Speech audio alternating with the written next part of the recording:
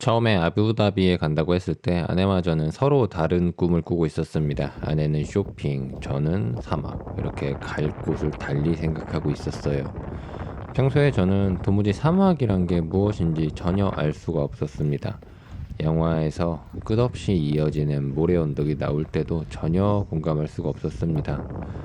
그리고 또 사막 같은 이런 광활한 공간이 주는 경외감도 나름 알고 있었기에, 그래서 기회가 생겼을 때 가자고 사막 노래를 불렀습니다.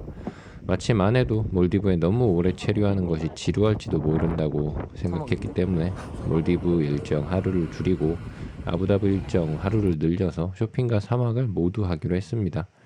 원래 해질녘 사막을 보고 싶었지만 모든 투어 상품이 거추장스럽게 저녁 식사가 포함되어 있고 또 요상한 춤사위를 구경해야 돼가지고 걸렀습니다. 아부다비에서 2시간 정도 걸리는 알 아인이라는 오아시스 도시에 갈 생각도 했었습니다. 가는 길에 사막도 보이고 이 동네의 역사적 맥락을 읽기 좋은 도시였기 때문인데요. 그렇지만 하루를 써야 하는 일정이기에 다음으로 미뤘습니다. 사막에서 일출을 보는 투어도 있었지만 자정이 되어 도착해 새벽에 나가는 것은 무리였습니다. 그래서 식사와 춤 사이가 포함되지 않은 오전 사파리로 결정했습니다. 투어 당일 아침에 시간에 맞춰 호텔 앞으로 나갔어요. 우리를 태우러 온 직원이 도착했다는 소리에 주위를 둘러보았지만 아무도 없었습니다. 직원이 같은 브랜드의 다른 지점으로 가버린 겁니다. 같은 브랜드 호텔에. 덕분에 30분 정도 더 기다렸지만 정중히 사과를 해서 크게 기분 나쁘진 않았습니다. 다만 이미 두 커플이 자리를 잡고 있어가지고 저는 조수석에 앉고요. 아내는 뒷자리에 앉게 되었다는 점이 신경 쓰였습니다.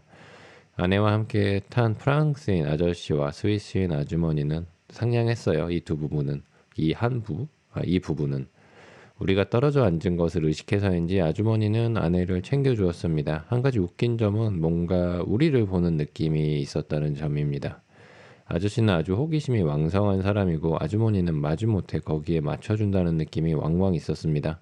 낙타를 타보거나 차로 사막을 질주할 때 아저씨는 무척이나 즐거워했는데 아주머니는 꽤 겁먹어 있었어요. 그렇지만 그걸 또 다 같이 해주긴 했습니다. 우리도 마찬가지로 제가 말하지 않았으면 아내가 사막에 올 일은 없었을 거죠. 사막 투어는 생각보다 괜찮았습니다. 보통 자연을 둘러보는 투어는 맛보기에 그치는 경우가 많잖아요. 위험하기 때문에.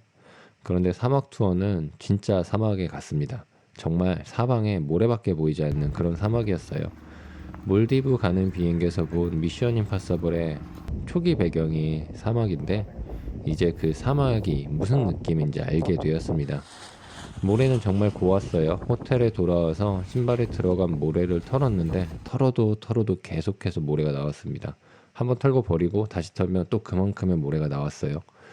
또 이날 입은 바지는 서울에 와가지고 몇 번 입고 빨고를 했는데 2번인가 했거든요. 그런데도 모래가 바닥에 쏟아졌습니다. 바지에서.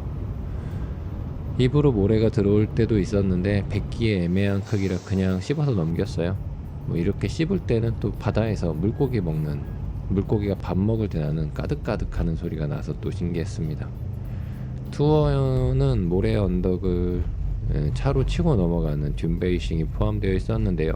사실 저는 차로 이렇게 움직여주지 않아도, 격하게 움직여주지 않아도 차 안에서 하루 종일 사막 구경을 할 수 있을 것 같았습니다. 이 듄베이싱이 그렇게 흥미롭진 않았습니다. 이미 차로 격렬하게 움직이는 것을 몇 번 경험을 했고 차가 안전성을 유지하면서 급격하게 움직일 수 있는 영역이 그렇게 크지 않다는 것을 이미 알고 있기 때문이에요. 다만 어렸을 적 다카르 랠리 중계 속 드라이버가 생각났습니다. 또 그들이 어떤 느낌이었는지는 조금은 공감할 수 있게 됐어요. 특히나 모래가 유리창에 쏟아질 때의 기억은 아직도 생생합니다. 낙타를 타본 것 또한 신기한 경험이었습니다. 처음에는 별 생각이 없었어요. 그런데 가이드가 불러가지고 낙타 타는 곳 주변에 있다가 한번 타보자고 마음먹었습니다. 동물원에서 본 낙타는 타는 곳이 늘 높은 디딤대가 있었어요. 타는 곳에 계단으로 올라가서 낙타를 타서 낙타가 굳이 앉을 필요가 없었습니다. 그런데 여기서는 낙타가 앉고 제가 그 위에 올라간 다음에 낙타가 쓰거든요. 근데 이 높이가 상당하더라고요. 낙타 키가 상당히 큽니다. 그리고 낙타가 앉고 일어설 때 다리 관절의 움직임이 상당히 특이했습니다. 무릎 관절과 고관절만 움직이는 게 아니라 마지막에 발목 관절을 무릎 관절처럼 사용해서 한 번 더 딛고 일어납니다. 낙타 타기를 마지막으로 사막 투어는 끝났습니다. 돌아가는 길에 차에 들어온 파리 때문에 차 문을 잠시 열고 갔는데 맨눈으로 사막을 볼 수 있어서 좋았습니다. 차가 달리면서 슬슬 인가와 도로가 보였고 어느새 고속도로로 들어갔습니다. 높은 빌딩과 빽빽한 자동차 틈으로 사막의 실마리를 찾기는 어려웠어요. 사실 사막에 오지 않았다면 아부다비가 사막 위에 올려진 도시라는 것도 알아차리기 힘들었을 겁니다.